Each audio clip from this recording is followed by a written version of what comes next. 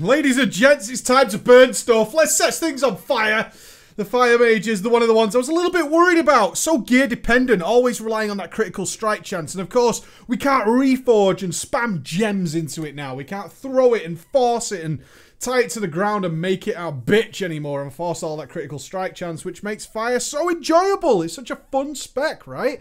Every time that Pyroblast pops up, it's very hard to get bored of it. So I was a little bit worried. Fire's always been kind of gimpy, and especially in lower gear. We are wearing PvP gear on our level 100 characters, but that's as maybe because my fears were alleviated pretty damn quickly. There are some slight derivatives that are going on compared to how we usually play in Mists of Pandaria, but that's fine, so let's talk about them. Firstly, this additional bonus to critical strike chance every time you do not crit with Fireball. So you're going to notice in the top right, I'll have this stacking buff of the Fireball logo that grows and grows every time I do not crit with Fireball. So ultimately, you're going to crit. So what this means is you're never going to have that period of time like Fire Mages have run into in the past where you're just not getting the RNG in your favor. Even if you have like a nice high crit chance, there's still that enormous chance you're not going to crit and things aren't going to pay off, especially with such a low cooldown combustion. It's really nice to see that Blizzard has decided, you know what? Let's just put this in. It actually, essentially, is the old combustion. As many of you will probably remember, the old combustion back in the day just used to increase your critical strike chance and work its way from there. And that's what's been baked back into the class now. So you're never going to have those downtimes anymore. It's not going to happen. You can't run 3 or 4 fireballs without critical strike chancing now. It's going to happen. You're going to get your heating up proc. We've still got that Infernal Blast, though, to make sure that that definitely turns into a pyro. The next thing worth talking about is, though, can we get that stacking momentum that we used to get in Mists of Pandaria? Can we get that heating up and our Pyroblast proc? You may remember from the guides that the way you played fire in MoP is actually channel get your heating up and get the Pyroblast proc at the same time, channel your next Fireball, and then fire that off at the exact same time as the Pyroblast. They collide with the target at the same time, giving you double the chance to turn that heating up proc that you already had into the next Pyroblast proc. And ideally, that would also generate another heating up proc should the Fireball and the Pyroblast crit. Now, not always, but that's in this gear. That's in this gear. You've got to take that with a pinch of salt. Not in this gear. You're not always going to get that to happen. So you'll see you're going to have to pay attention to your Pyroblast proc, your hot streak, to make sure that you don't waste it.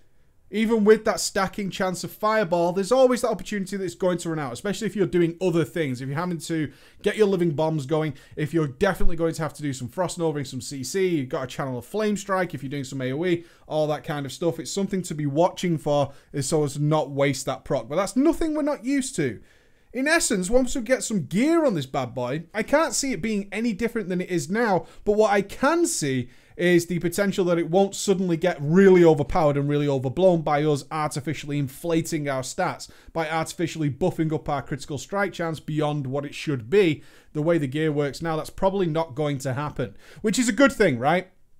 Over Mists of Pandaria, we saw fire nerfed and re-nerfed and nerfed again and switched and changed 5 or 6 times, I want to say, over the course of Mists of Pandaria. Because, of course, if we're a crit-dependent class like a Fury Warrior, then we're going to stack as much crit as we can because having lots of Pyroblast and high ignites is just fantastic. That's the way we want to be. So what they've decided to do is we'll bake those chances into the class using this Fireball technique, and then the gear won't actually be such a big deal. There won't be the opportunity for players to try and cheese it, and it'll get too powerful too quickly, and then we've got to rein it back in. It looks quite nice, guys. I actually really like this design. Although we were worried, because the Fury Warrior didn't get such changes, that crit-dependent classes or stat-dependent classes were going to be hammered into the ground, they've addressed it in quite a nice, easy manner. And it also alleviates those bad streaks. Everybody knows them. You played Fire for any number of times. Then you know those bad streaks where it's like, dude, will you just fucking crit? My combustion's sitting here and I just can't seem to get that crit out. I'm glad to see that that's just no longer the case. Regardless of your gear level, regardless of anything else, you're just not going to run into that problem. You'll be able to get those pyros up in good time, and you'll be able to get several hot streak procs going, and as soon as you get the next upgrade, it'll be faster and faster and faster. And all over, it looks quite good. What I might tend to see is us favouring other stats, as we can definitely guarantee we're going to be getting these critical strikes. Then perhaps we're not going to be looking towards getting more crit gear, looking for that secondary stat, that drop. It might be looking towards multi-strike and mastery and more things like that, which is cool. We've got some variation going on there. It might even be a case of getting more haste just to make sure that proc buffs up. We get so much benefit from crit from our natural buffs that we perhaps don't need to be looking towards it as much in Warlords of Draenor, which is cool. Some nice variation going on there. So overall, pretty cool. You're not going to notice much. Even as your gear level decreases, you're not going to see bad things happening, and it looks like fire will be perfectly viable in the first tier of raiding, which I think we can all accept is pretty good. This rounds up my quick looks of the initial changes to the Mage. Gotta say, overall, all 3 specs look fucking fantastic.